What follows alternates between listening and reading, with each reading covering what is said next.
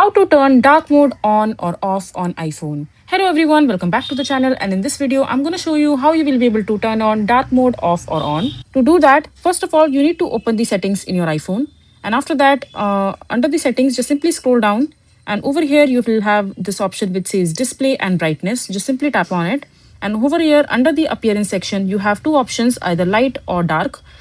In order to enable the dark mode, all you have to do is just simply tap on the dark section from here, and your phone display will turn dark. And this is how you will be able to turn on the dark mode. And in order to turn it off, you need to click on the light mode again, and the dark mode will disappear and the light mode will be activated.